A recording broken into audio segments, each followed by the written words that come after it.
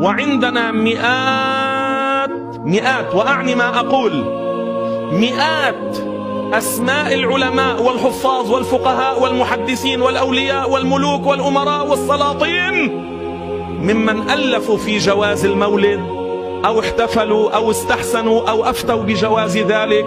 ومن أراد أن يرى العدد وأسماء الكتب وأسماء العلماء والتواريخ فليراجع كتاب الكوكب المنير. السلام عليكم ورحمة الله وبركاته. Nahmaduhu wa nusalli wa nusallim ala rasulihil karim, amma ba'da. Teman-teman semua, kita bersyukur kepada Allah Subhanahu wa taala karena sekarang kita berada di bulan Rabiul Awal. Bulan Rabiul Awal, di mana bulan ini adalah bulan yang mulia. Kenapa mulia? Bulan ini mulia karena telah lahir di dalam bulan ini, yaitu orang yang paling mulia, orang yang paling suci, orang yang paling sempurna, yaitu Nabi kita, Nabi besar Muhammad sallallahu alaihi wasallam.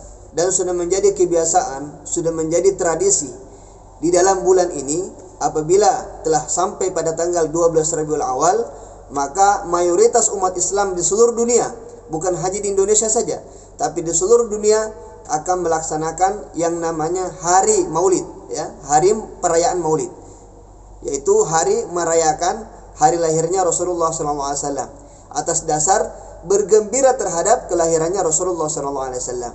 Karena Allah Subhanahu wa taala berfirman, "Qul bi fadlillahi wa bi rahmatihi fabidzalika falyafrahu." Katakanlah, dengan anugerah Allah dan rahmat Allah Subhanahu wa taala, fabidzalika falyafrahu, maka dengan anugerah dan rahmat Allah Subhanahu wa taala itu kalian bergembira, ya, kalian bergembira. Dan para ulama menafsirkan yang dimaksud anugerah Allah Subhanahu wa taala di sini adalah yaitu Rasulullah sallallahu alaihi wasallam. Jadi dengan lahirnya Rasulullah sallallahu alaihi wasallam, maka kita diperintahkan oleh Allah Subhanahu wa taala untuk falyafrahu, bergembira dengan kelahiran Rasulullah sallallahu alaihi wasallam. Maka mayoritas umat Islam yang paham tentang ayat ini pasti akan melaksanakan namanya perayaan hari Maulid. Dan teman-teman semua juga sudah menjadi peristiwa tahunan, ya, sudah menjadi peristiwa tahunan. Di setiap datangnya bulan Maulid, datangnya bulan Rabiul Awal, pasti ada satu kelompok, ada satu golongan yang selalu mereka merasa kepanasan, ya, selalu merasa kepanasan, sehingga mereka berteriak-teriak bid'ah lah, syirik lah, dan lain sebagainya. Ya. Dan mereka mengatakan seperti itu, mereka mengatakan bid'ah, mereka mengatakan ikut Syiah dan lain sebagainya. Itu bukan tanpa alasan. Bukan tanpa alasan. Alasannya kenapa? Karena menurut mereka Rasulullah SAW tidak pernah memerintahkan, ya. Kemudian sahabat Sayyidina Abu Bakar juga tidak pernah mengerjakan. Sahabat Sayyidina Umar juga tidak pernah mengerjakan. Seluruh Khulafaur Rasyidin juga tidak pernah mengerjakan. Bahkan seluruh sahabat itu tidak pernah mengerjakan, ya, perayaan Maulid menurut mereka. Jadi setiap orang yang merayakan kelahirannya Rasulullah SAW atau yang melakukan perayaan hari Maulid pasti akan dituduh bid'ah oleh kelompok ini, ya, oleh kelompok ini akan dikatakan bid'ah, akan dikatakan Syiah dan lain sebagainya. Maka dalam video kali ini saya akan menjawab tuduhan mereka, saya akan menjawab syubhat-syubhat mereka yang mana mereka mengatakan Rasulullah tidak perintahkan, kemudian Abu Bakar juga tidak mengerjakan, Sayyidina Umar juga tidak mengerjakan, para sahabat tidak mengerjakan.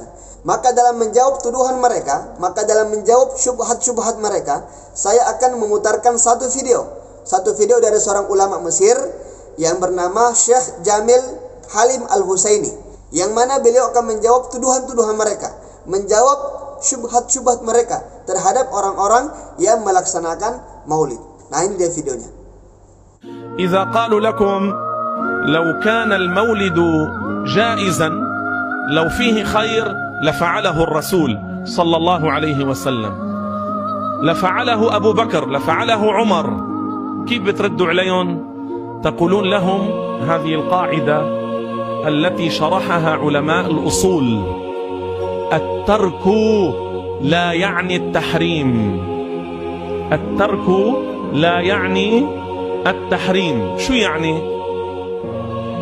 إذا بدنا نحط لوح مثلا ونكتب على هذا اللوح الأشياء والأعمال المباحة الحلال التي لم يفعلها الرسول صلى الله عليه وسلم والتي لم يقل افعلوها تجي معنا بالمئات أو بالآلاف أم لا؟ فهل لكون الرسول لم يفعلها صارت حراما؟ شفتوا كيف؟ الترك لا يعني التحريم. ما قال أذنوا على مكبرات الصوت، ما قال أنشئوا إذاعة ما يسمى القرآن الكريم وإذاعة ما يسمى السنة النبوية، ما قال أذنوا على المكبر الصوت في المسجد الحرام في مكة ولا في المدينة، ما قال أنشئوا المطابع لطباعة المصاحف، ما قال اطبعوا المصاحف، ما قال انقطوا المصاحف، ما قال حركوها واشكلوها، ما قال شددوا الكلمات المشددة في المصحف، ما قال رقموا الآيات، ما قال ضعوا العلامات، ما قال ضعوا الأحزاب والأجزاء، ما قال ضعوا أسماء السور في أول كل سورة، ولا عدد الآيات ولا اسم السورة ولا مكية أو مدنية. وكل هذا يفعلونه في المصاحف التي في أيديهم، والرسول ما فعله ولا قال افعلوا، وهم يفعلون والمولد يحرمون، والمولد يحرمون. وعندنا مئات وأعني ما أقول، مئات أسماء العلماء والحفاظ والفقهاء والمحدثين والأولياء والملوك والأمراء والسلاطين ممن ألفوا في جواز المولد أو احتفلوا أو استحسنوا أو أفتوا بجواز ذلك. ومن أراد أن يرى العدد وأسماء الكتب وأسماء العلماء والتواريخ فليراجع كتاب الكوكب المنير، الكوكب المنير بجواز الاحتفال بمولد الهادي البشير. هذا الكتاب مطبوع موجود بين إخواننا، نحن عملناه، فيه نحو 300 كتاب وعالم واسم ومفتي وقاضي وحافظ ومحدث وإمام ومفسر، قريب 300 اسم. كل هول ضلال، كل هول كفار. ابن حجر العسقلاني، السيوطي، السخاوي، شيخ الحفاظ العراقي، فلان وفلان وفلان، بالمئات. كل هول ضلال؟ حاشا. Nah, itu tadi teman-teman ya, satu video dari seorang ulama Mesir yang bernama Syekh Jamil Halim Al-Husaini. Jadi beliau tadi sudah menyebutkan kaidahnya, at-tarku la ya'ni at-tahrim. At-tarku la ya'ni at-tahrim. Atau dalam kaidah yang lain dikatakan at-tarku la yadullu 'ala at-tahrim. Jadi Rasulullah SAW tidak mengerjakan sesuatu perkara bukan berarti perkara tersebut dilarang atau haram, ya. Bukan berarti perkara tersebut dilarang atau haram. Dan tadi beliau sudah menyebutkan contoh-contohnya, ya, contoh-contohnya. Dan di antara contohnya apa lagi? Di antara contohnya adalah orang-orang yang membantu korban longsor, korban gempa bumi, korban banjir. Dan hal ini belum pernah ada contoh dari Nabi, belum pernah ada contoh dari Nabi. Tapi hal ini adalah merupakan kebaikan dan tidak bertentangan dengan syariat agama, maka tidak boleh kita katakan bid'ah apalagi haram. Nah, jadi begitu teman-teman ya. Tidak semua perkara yang tidak dikerjakan Nabi itu haram, ya, itu haram. Kecuali memang ada dalil yang menunjukkan keharamannya, itu baru haram. Tapi selagi tidak ada dalil yang melarangnya dan juga tidak bertentangan dengan syariat, maka hal tersebut merupakan kebaikan dan bisa mendapatkan pahala di sisi Allah Subhanahu wa taala. Nah, semoga video ini bisa bermanfaat bagi kita semua. Assalamualaikum warahmatullahi wabarakatuh.